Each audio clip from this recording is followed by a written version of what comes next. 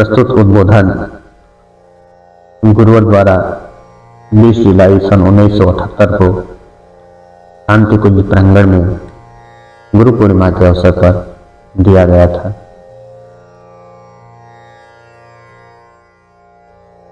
गायत्री मंत्र हमारे साथ साथ।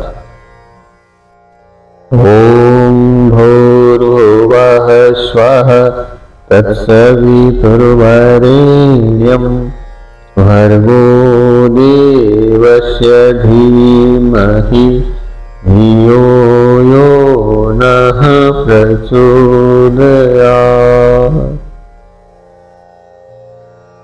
देवियों, सज्जनों, इस संसार में कुल मिलाकर 3 शक्तियां हैं, 3 सिद्धियां हैं। इन्हीं पर हमारा सारा जीवन का व्यापार चलता रहता है। लाभ सुख जो भी हम प्राप्त करते हैं इन्हीं तीनों शक्तियों के आधार पर ही हमें मिलते हैं। पहली शक्ति है श्रम की शक्ति। शरीर के भीतर की शक्ति भगवान की दी हुई है। इससे हमें धन व यश मिलता है। जमीन पहले भी थी, अभी भी है। यह मनुष्य का श्रम है। जब वह लगा तो वह सोना, धातुएं एवं अनाज उगलने लगे। जितनी भी सफलताओं का इतिहास है वह आदमी के श्रम की उपलब्धियों का इतिहास है। यही सांसारिक उन्नति का इतिहास है। जमीन कभी ब्रह्मा जी ने बनाई होगी तो ऐसी ही बनाई होगी जैसा कि चंद्रमा है, जहां गड्ढा एवं खड्डा सब ओर ही था। श्रम ने धरती को समतल बना दिया। नदियां चारों तरफ उत्पात मचा देती थी। जल प्लावन से प्रलय सी आ जाती थी। रास्ते बंद हो जाते थे। ब्याह शादियां भी बंद हो जाती थी। उन 4 महीनों में जिन्हें चातुर्मास कहा जाता है, सुना होगा आपने उसका नाम। आदमी जहां थे वहीं कैद हो जाते थे। यह आदमी का श्रम है, आदमी की मशक्कत है कि आदमी ने पुल बनाए, नाव बनाए, बांध बनाए। अब वह बंधन नहीं रहा। सारी मानव जाति श्रम पर टिकी है। आदमी का श्रम जिसकी हम अवज्ञा करते हैं। दौलत हमेशा आदमी के पसीने से निकली है। आपको संपदा के लिए कहीं गिड़गिड़ाने, नाक रगड़ने की जरूरत नहीं है। एक ही देवता है, श्रम का देवता। वही देवता आपको दौलत दिला सकता है। उसकी आपको आराधना और उपासना करनी चाहिए। माना कि आपके बाप ने कमाकर रख लिया है, पर बिना श्रम के उसकी रखवाली नहीं हो सकती। श्रम कमाता भी है, दौलत की रखवाली भी कर सकता है। हम श्रम का महत्व समझ सके, उसे नियोजित कर सके तो हम निहाल हो सकते हैं। मात्र संपत्तिवान समृद्ध ही नहीं, हम अन्यान्य दौलत के अधिकारी भी हो सकते हैं। सेहत और मजबूती श्रम से ही आती है। शिक्षा, कला, कौशल, शालीनता, लोक व्यवहार में पारंगता श्रम से ही प्राप्त होती है। बेईमानी से, चालाकी से आदमी दौलत की छीन झपट मात्र कर सकता है, पर उसे कमा नहीं सकता। आप यदि फसल बोना चाह रहे हैं तो बीज बोइए। यदि चालाकी करें, बीज खा जाए तो कुछ नहीं होने वाला। हर आदमी को ईमानदारी से श्रम किए जाने की मशक्कत की कीमत समझाइए। संपदा अभिष्ट हो, विनिमय करना चाहते हो तो कहिए श्रम रूपी पूंजी अपने पास रखें, उसका सही नियोजन करिए। यह है दौलत नंबर 1। दूसरे नंबर की दौलत है हमारी ज्ञान, विचार करने की शक्ति। हमें जो प्रसन्नता मिलती है इसी ज्ञान की शक्ति से मिलती है। खुशी दिमागी बैलेंस से प्राप्त होती है। यह बाहर से नहीं आती, भीतर से ही प्राप्त होती है। जब हमारा मस्तिष्क संतुलित होता है तो हर परिस्थितियों में हमें चारों ओर से प्रसन्नता ही प्रसन्नता दिखाई देती है। घने बादल दिखाई देते हैं तो कोई भी सोच सकता है कि कैसे घने व काले बादल आ रहे हैं, अब बरसेंगे। दूसरा सोचने वाला कह सकता है कि कितनी सुंदर मेघमालाएं चली आ रही हैं। यह है प्रकृति का सौंदर्य। हम गंगोत्री जा रहे थे। चारों ओर सुनसान डरावना जंगल था। जरा सी पत्तों की सरसराहट हो तो लगे कि सांप है। हवा चले, वृक्षों के बीच सीटी सी बजे तो लगे कि भूत है। अच्छे खासे मजबूत आदमी के नीरव एकागी बियाबान में होश उड़ जाए, पर हमने उस सुनसान में भी प्रसन्नता का स्रोत ढूंढ लिया। सुनसान के सहचर हमारी लिखी किताब आपने पढ़ी हो तो आपको पता लगेगा कि हर लम्हे को हमने कैसे जिया है। प्रकृति के साथ एकात्मता रखी जा सकती है। अब हम बार बार याद करते हैं कि उस स्थान की जहां हमारे गुरु ने हमें पहले बुलाया था। अब तो हम कहीं नहीं जा पाते, पर प्रकृति के सानिध्य में अवश्य रहते हैं। हमारे कमरे में आप चले जाइए, आपको सारी नेचर की, प्रकृति की भिन्न भिन्न रूपों की तस्वीरें यहाँ लगी मिलेगी। बादलों में, झील में, वृक्षों के झुरमुटों में, झरनों में से जो खुशी छलकती दिखाई देती है, वहां कोई देवी देवता नहीं, मात्र प्रकृति के भिन्न भिन्न रूपों की तस्वीरें होती हैं। हमें उन्हीं को देखकर अंदर से बेइंतहा खुशी मिलती है। जीवन का आनंद सदैव भीतर से आता है।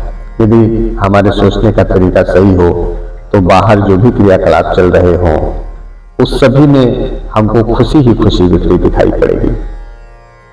बच्चों को देखकर, धर्मपत्नी को देखकर अंदर से आनंद आता है। सड़क पर चल रहे क्रियाकलापों को देखकर आप आनंद लेना सीख लें। यदि आपको सही विचारणा की शक्ति मिल जाए, स्वर्ग आप चाहते हैं तो स्वर्ग के लिए मरने की जरूरत नहीं है। मैं आपको दिला सकता हूं, स्वर्ग दृष्टिकोण में निहित है, इन आंखों से देखा जाता है।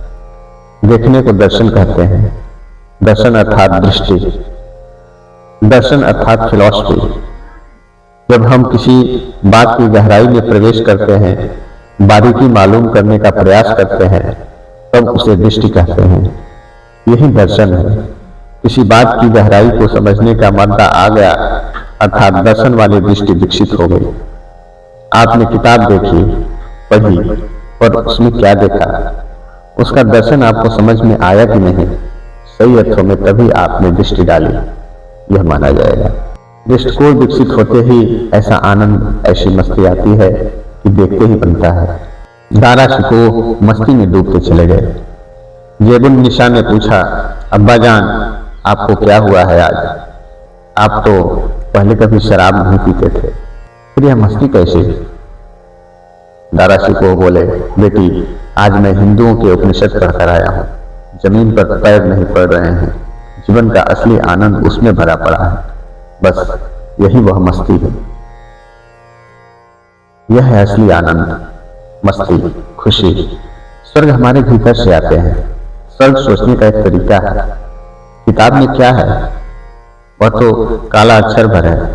हर चीज की गहराई में प्रवेश करने पर जो आनंद और खुशी मिलती है, वह सोचने के तरीके पर निर्भर है। इसी तरह बंधन मुक्ति भी हमारे चिंतन में निहित है। हमें हमारे चिंतन ने बांध कर रखा है। हम भगवान के बेटे हैं। हमारे संस्कार हमें कैसे बांध सकते हैं? सारा शिकंजा चिंतन का है। इससे मुक्ति मिलते ही सही अर्थों में आदमी बंधन मुक्त हो जाता है। हमारी नाभि में खुशी रूपी कस्तूरी छिपी पड़ी है। ढूंढते हम चारों ओर हैं। लगती है कि हर दिशा से वह आ रही है, पर होती अंदर ही है। यदि आपको सुख शांति मुस्कुराहट चाहिए तो दृष्टिकोण बदलिए। खुशी सब और बांटिए। माँ को दीजिए, पत्नी को दीजिए, मित्रों को दीजिए, सबको दीजिए। राजा कर्ण प्रतिदिन 1.25 मन सोना दान करता था। आपकी परिस्थितियां नहीं है देने की, किंतु आप सोने से भी कीमती आदमी को खुशी बांट सकते हैं। आप जानते नहीं हैं, आज आदमी खुशी के लिए तरस रहा है। जिंदगी की लाश इतनी भारी हो गई है कि वजन ढोते ढोते आदमी की कमर टूट गई है। वह खुशी ढूंढने के लिए cinema, club, restaurant, favourite dance, सब जगह जाता है, पर वह कहीं मिलते नहीं। ये दृष्टिकोण है जिसे मैं ज्ञान की संपदा कहता हूं। जीवन की समस्याओं को समझकर अन्य लोगों से जो डीलिंग की जाती है, वह ज्ञान की देन है। वही व्यक्ति ज्ञानवान होता है जिसे खुशी तलाशना व बांटना आता है। ज्ञान पढ़ने लिखने को नहीं कहते हैं, वह तो कौशल है। ज्ञान अर्थात नजरिया, दृष्टिकोण, व्यवहारिक बुद्धि। मैंने आपको दो शक्तियों के बारे में बताया। पहली श्रम की शक्ति, जो आपको दौलत, कीर्ति और यश देती है। दूसरी विचारणा की शक्ति, जो आपको प्रसन्नता व सही दृष्टिकोण देती है। और तीसरी शक्ति है रूहानी शक्ति। वह है आदमी का व्यक्तित्व, व्यक्ति का वजन। कुछ आदमी रुई के होते हैं और कुछ भारी।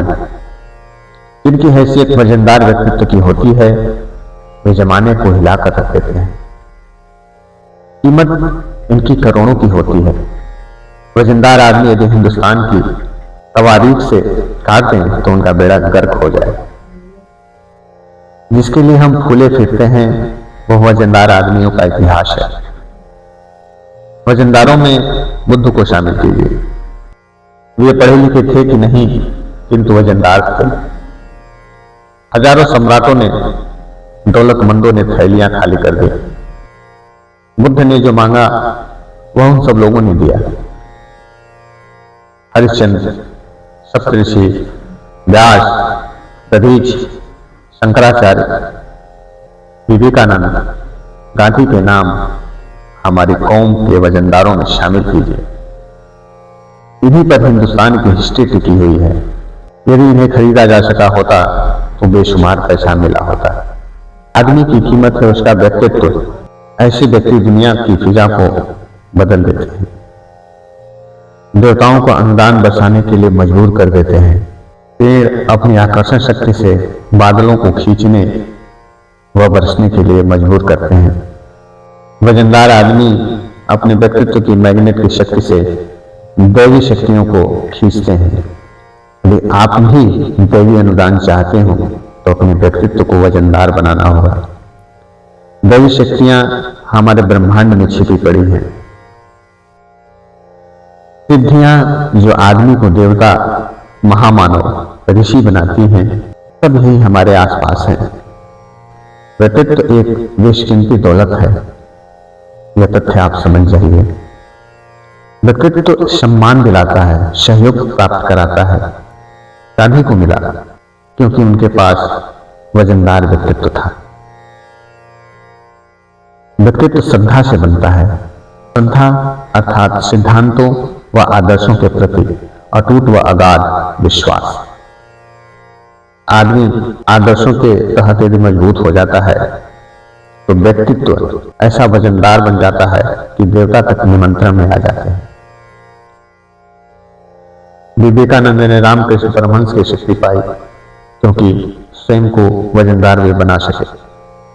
भिखारी को 10 पैसे मिलते हैं, कीमत चुकाने वाले को, वजनदार व्यक्ति वालों को सिद्ध पुरुष का आशीर्वाद मिलता है।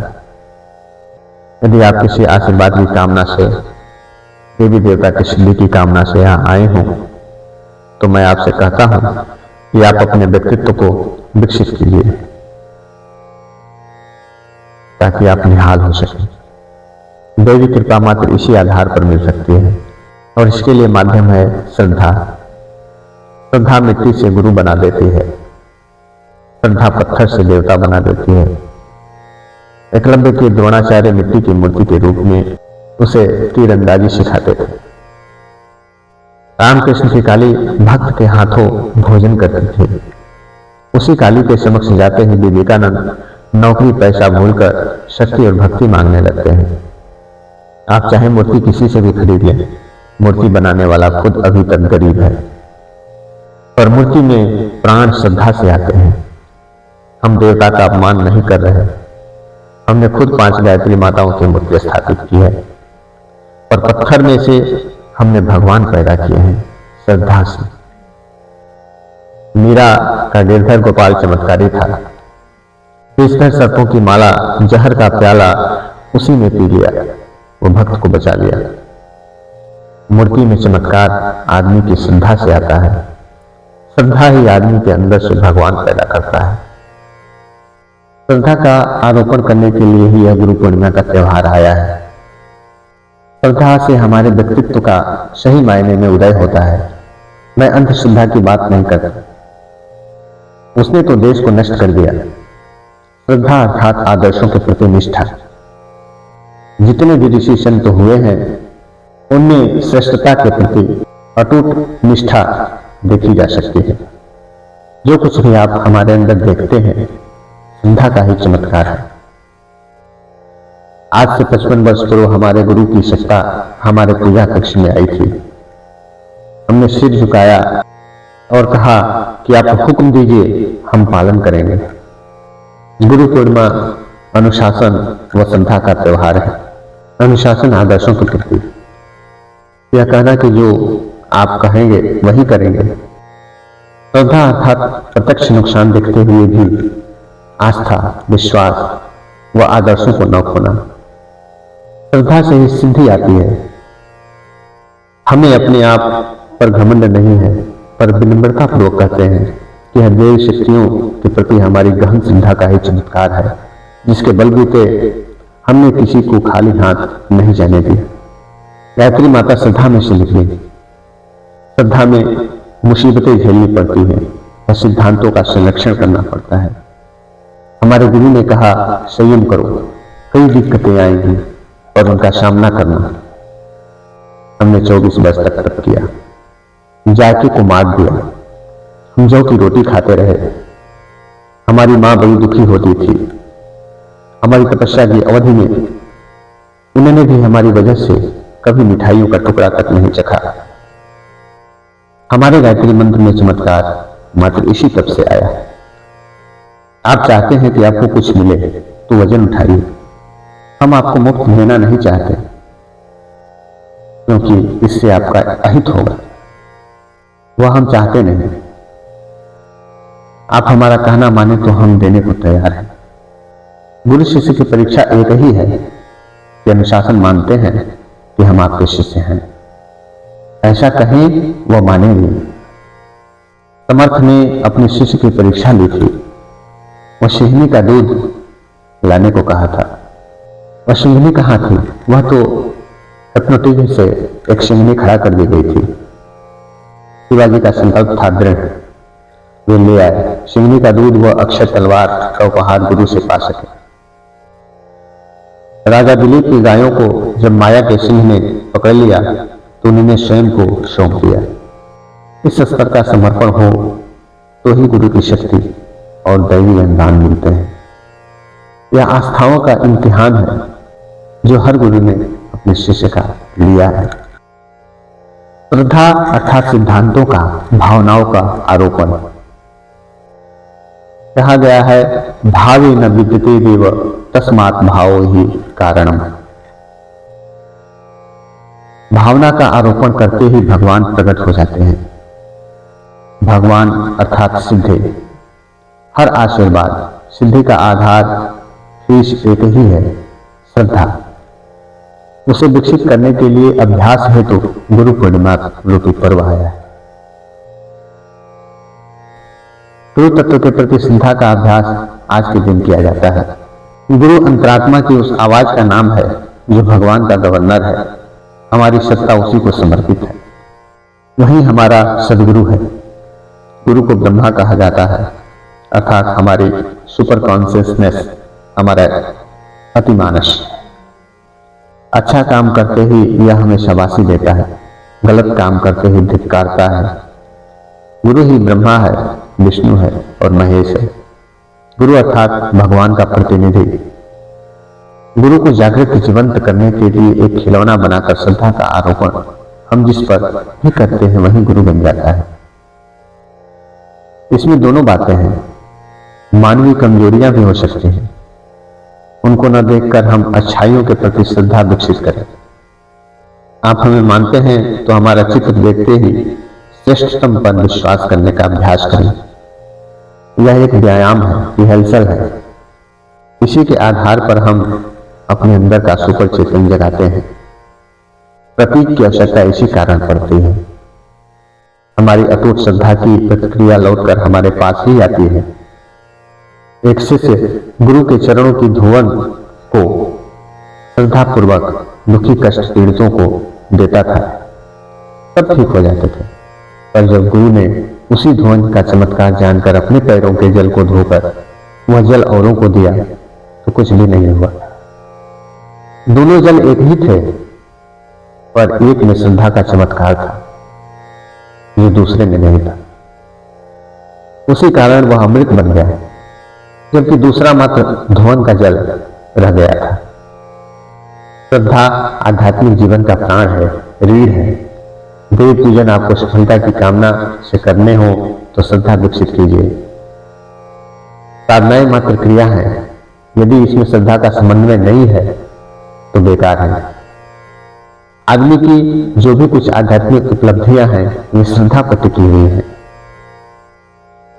आपकी अपने प्रति यदि श्रेष्ठ मान्यता है, आपकी श्रद्धा वैसी ही है तो असल में वही है आप। यदि इससे उल्टा है तो वैसे ही बन जाएंगे आप। गुरु पूर्णिमा श्रद्धा के विकास का त्यौहार है। हमारे गुरु ने अनुशासन की कसौटी पर कसकर हमें परखा है, तब कुछ किया है। हमारे जीवन की हर उपलब्धियां उसी अनुशासन की देन है। वेदों के अनुवाद के लिए ब्रह्मवर्चस्व के निर्माण तथा 4000 शक्तिपीठों को खड़ा करने का काम एक ही के बलबूते हुआ है, और वह है गुरु। गुरु ने कहा कर, तो हमने कहा करिष्ये वचनम तव, करिष्ये वचनम तव। गुरु श्री कृष्ण के द्वारा गीता सुनाए जाने पर शिष्य अर्जुन से यही कहा कि सारी गीता सुन ले, अब जो आप कहेंगे वही मैं करूंगा। आज गुरु पूर्णिमा का त्यौहार है। हम आपको बता रहे हैं कि भगवान का नया अवतार होने जा रहा है। आपकी परिस्थितियों के अनुरूप यह अवतार है।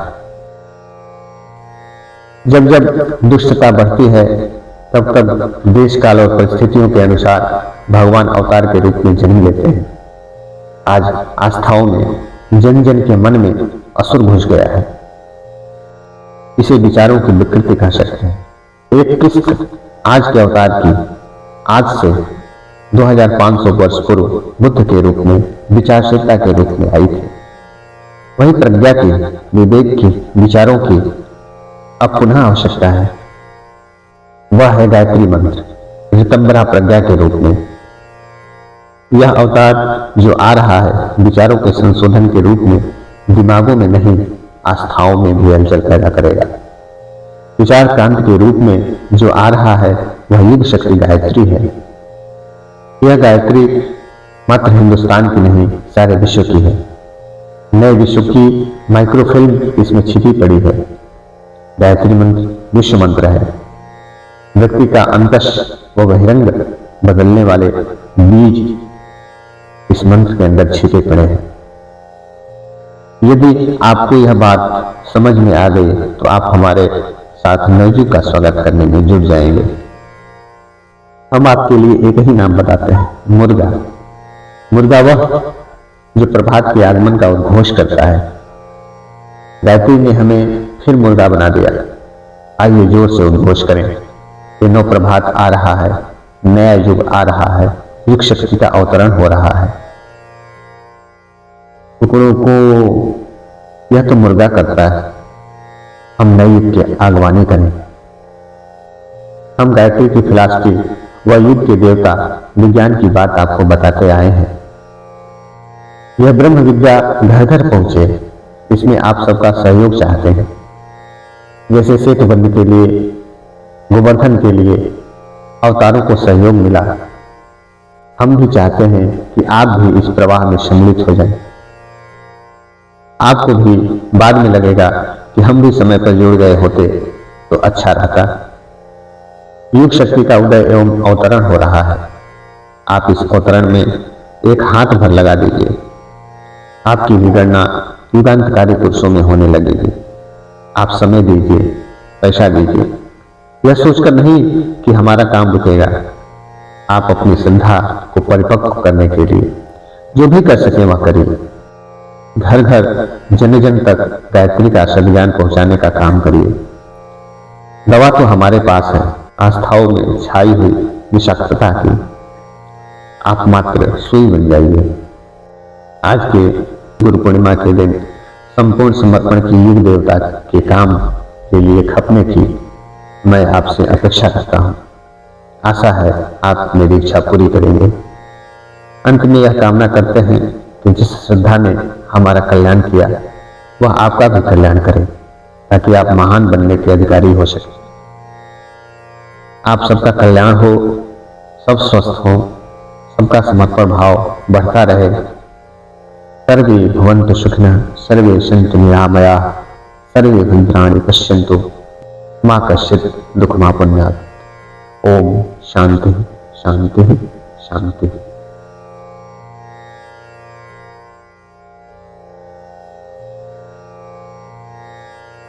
सबके लिए सद्बुद्धि, सबके लिए उज्जवल भविष्य, यही हमारी ईश्वर से प्रार्थना है। हमारे YouTube चैनल अध्यात्म को सब्सक्राइब करें और वीडियो पसंद आए तो लाइक करें। वीडियो को आप अपने दोस्तों व मित्रों के साथ शेयर करें और बेल आइकन दबाना ना भूलें, जिससे आगे की गतिविधियां प्राप्त हो सके। धन्यवाद।